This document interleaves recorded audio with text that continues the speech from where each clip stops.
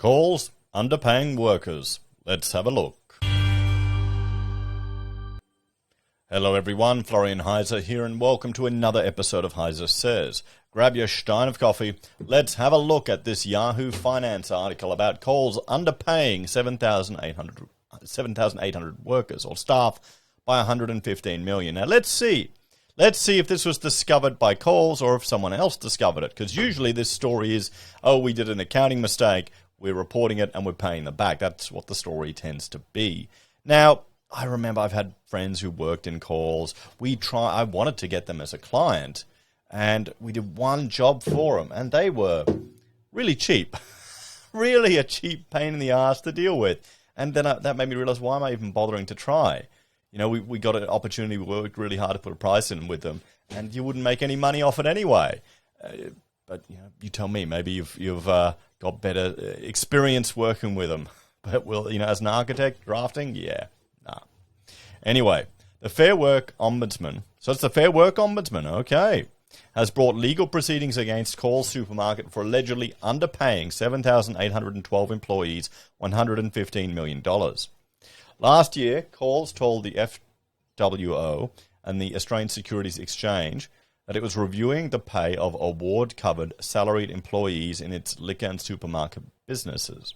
The FWO said it assessed the wages and entitlements of thousands of salaried Coles employees, finding Coles had allegedly underpaid the employees between January 1, 2017 and the 31st of March 2020. The Fair Work Ombudsman is alleging most of the underpayments were the result of Coles paying salaried employees annual salaries that were not enough to cover their minimum lawful entitlements, given they generally perform significant amounts of overtime work. The Fair Work Ombudsman has alleged Coles' remediation program significantly underestimated amounts owed to the employees and that more than $108 million remains outstanding. Ombudsman Sandra Parker said underpayments had become a persistent issue among businesses of all sizes across a number of different industries. So I wonder why. I mean, here's the thing. This is all government intervention, and people may think it's good, we've got to take care of the little poor workers. But you've got to also understand this disincentivizes businesses from setting up here in Australia. All of these hoops and bullshit and red tape that you have to jump through, all this paternalistic responsibility you're taking on. And these awards are not the simplest thing. You've got one rate here, one rate here, one rate there. It can get quite complicated. And for smaller businesses, it can be a real pain. So it can be quite, tempting to just go, forget it, send it all to the Philippines. Or forget it, in Coles and Woolies' case, let's put in checkouts that don't need staff. It's probably going to be cheaper than the shrinkage we'll have for a cost that we're losing, guys. This is where we're heading. The more painful you make for a business to employ people, the more they will look at ways to automate out of it. Okay, so often the defenders of your job are going to be the ones that will slowly chip away at it. I mean, look at Detroit. The unions destroyed it. So businesses paying annual salaries cannot take a set-and-forget approach to paying their workers, Parker said. Employers must ensure wages being paid are sufficient to cover all minimum lawful entitlements for the hours their employees are actually working and the work they're actually doing. Parker said ensuring remediation programs were being undertaken correctly by large employers reporting underpayment was a priority for the Fair Work Ombudsman.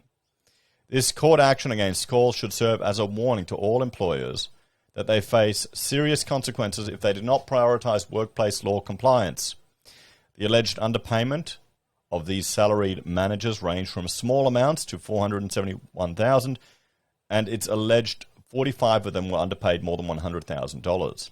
The Fair Work Ombudsman has alleged most of the underpayments are the result of unpaid overtime, public holiday rates, and a range of other allowances. Coles now faces penalties of up to $63,000 per breach, guys. So what do you reckon? Let's have a bit of a talk about this. Now, I understand the workers should get paid what they're entitled to. There's also an expectation that as a worker, you need to keep your eye on what you're entitled to get. But, I mean, it can be quite complicated, quite onerous, overly complicated for if a business struggles to deal with it sometimes, to a employee having to get to grips with it. I had a colleague, an architect, who was working at a practice, and he went there and said, I want a pay rise. The awards changed. And they weren't aware of it. They didn't know about it. They said, we'll offer you this. And he's going, well, no, thanks. That's what you're offering me is the award. That's the minimum. So they were paying him and everyone else in the practice under the award. Now, it's tough to keep up with some of the costs. Often you have to, cut your costs. Or if you can't put your fees up to your client, you're going to struggle absorbing the yearly increases in wages that you will see in a lot of these awards. It just keeps going up and up and up. And what do? Well, you got to cut costs. You either cut the quality of what you produce, cut the time you spend on your projects, cut people, offshore work. So he got his wage rise, but none of his colleagues did, and none of them were aware of it. He didn't tell them. They should have, kept an eye on the award and what was happening in the industry themselves. But here's the thing. Fundamentally, all of this intervention is going to increase the incentives for businesses to reduce their reliance on people, to reduce the necessity to interact with these ombudsmen, with these unions, with these super funds. Hey, it may even get some small business people putting their hands up going, you know what? I'll just go into housing, just go into real estate. To hell with all this complexity, to hell with dealing with all this bullshit. Just go in housing. Big daddy government's got my back. They'll always bail us out, guys. Don't worry. Mortgage Keeper's just around the corner. I don't even know if I'm joking anymore. Look at what's happened in the last few years. First recession in 3 decades, housing to the moon. I mean, think about that. What's the worst case? You've had to go a few months without people paying rent or fixed rent, or you couldn't kick out dodgy tenants, as opposed to all the other rubbish you need to deal with. This is it, guys.